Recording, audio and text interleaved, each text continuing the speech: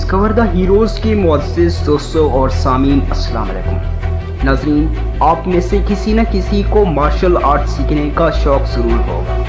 आज आपको एक ऐसे ही हीरो की दास्तान सुनाने जा रहे हैं जिसने मार्शल आर्ट्स में ऐसे जोहर दिखाए जो रहती दुनिया तक याद रखे जाएंगे, और साथ ही उसने फिल्मों में ऐसा नाम पैदा किया जो शायद ही आज तक किसी ने इतनी छोटी उम्र में हासिल किया हो। दुनिया उसे ब्रूस ली के नाम से जानती है और दुनिया में लाखों की तादाद में लोग इसकी शोहरत और कला के दीवाने हैं। लेकिन ब्रूस ली की कहानी मज़ीद बढ़ाने से पहले मैं नए आने वाले दोस्तों से गुजारिश करता हूं कि वो चैनल को सब्सक्राइब करते हुए बेल के आइकन को भी प्रेस कर दें ताकि हमारी हर नई आने वाली वीडियो से फ़ायदा उठा सकें। नाज़रीन, ब्रूस ली का जन्म 27 नवंबर 1940 को चाइना के एक जैक्सन स्ट्रीट हॉस्पिटल में हुआ। ब्रूस ली का असल नाम जैन फैन ली था, जो कि एक नर्स ने उसका नाम ब्रूस ली रख दिया था।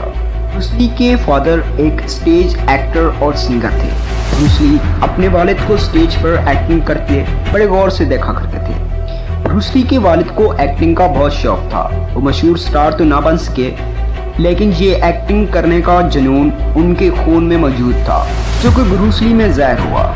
इसलिए 3 माह की उम्र में ब्रूस ली को गोल्डन गेट गर्ल के नाम से मशहूर होने वाली फिल्म में एक लड़की का किरदार मिला, और 18 साल की उम्र में ब्रूस ली ने लगभग 20 फिल्मों में रोल अदा किया। दूसरी जंग अजीम के खात्मे के बाद हांगकांग में डाकुओं और लुटेरों ने बसेरा कर रखा था। वो आम लोगों को तंग करते थे, लेकिन ब्रूस ली को इन डाकुओं और लुटेरों से लड़ने का शौक था। इसलिए ब्रूस ली ने येट मैन से मार्शल आर्ट की ट्रेनिंग हासिल की और विंग चॉन कला में महारत हासिल की। ब्रूस ली के वालिद ब्रूस ली को लेकर अक्सर परेशान रहते थे, क्योंकि वो हर वक्त इन डाकुओं से मुकाबला किया करता था। इसलिए उसके वालिद ने उसको अमेरिका में भेज दिया। मोहतरम सामीन, ब्रूस ली यूनिवर्सिटी में मार्शल आर्ट सिखाने लगे। उनकी महारत को देखकर दूसरी यूनिवर्सिटीज़ ने भी ब्रूस ली से दरख्वास्त की कि वो हमारे तालिब इल्म को भी ये कला सिखाएं। ब्रूस ली की मुलाकात यूनिवर्सिटी में लैंडा ली से हुई। चंद अरसा बाद उन्होंने शादी कर ली। उनके यहाँ 2 बच्चे पैदा हुए जो कि बड़े होकर एक्टर बने, लेकिन उनके बेटे ब्रैंडन ली को एक फिल्म शूटिंग के दौरान नकली गोली की बजाय असली गोली लग गई, जिसकी वजह से वो मर गए।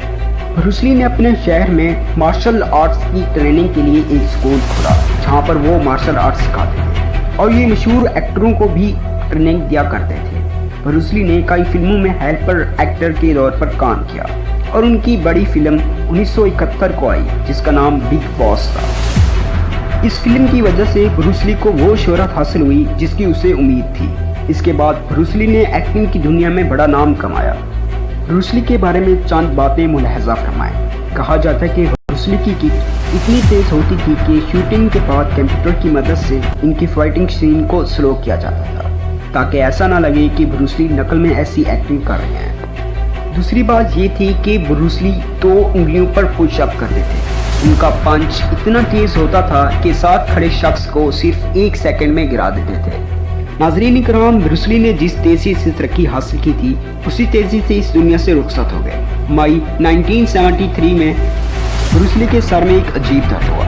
अस्पताल ले जाने पर बीमारी का इल्म हुआ कि ब्रूस ली को एक नायाब बीमारी है, जिसमें मरीज यानी ब्रूस ली का सर तकरीबन 13% फैल चुका है।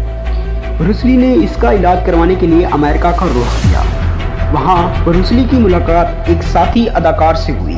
उसने ब्रूस ली से पूछा कि तुम यहाँ क्या कर रहे हो। इस पर ब्रूस ली ने हैरानकुन जवाब दिया कि शायद अब ब्रूस ली जिंदा ना है। ब्रूस ली का डॉक्टर ने अच्छे से इलाज किया और फिर ब्रूस ली हांगकांग में वापस चले आए और अपनी आखिरी फिल्म की अधूरी शूटिंग को मुकम्मल किया। फिल्म मुकम्मल होने के सिर्फ 1 हफ्ता बाद ब्रूस ली के सर में दर्द हुआ। इस वक्त ब्रूस ली अपने दोस्त के घर पर था। दोस्त ने ब्रूस ली को एक सर दर्द की गोली दी और उसे एक अलग कमरे में आराम की गर्ज से ले गया। चंद घंटे बाद जब ब्रूस ली कमरे से बाहर न आया तो उसने जाकर ब्रूस ली को उठाने की कोशिश की, लेकिन ब्रूस ली इस दुनिया से कूच कर चुका था। ब्रूस ली की मौत की खबर जंगल में लगी आग की सी फैली और उनके मदाहों पर गम के बादल छा गए, और सिर्फ 32 साल की उम्र में ही मार्शल आर्ट्स का बेताज बादशाह ब्रूस ली इस दुनिया से चल बसा। नाज़रीन, ये थी आज की हमारी वीडियो पसंद आने की सूरत में इसे ज़्यादा से ज़्यादा लाइक और शेयर ज़रूर कीजिए। तब तक के लिए अल्लाह हाफिज़।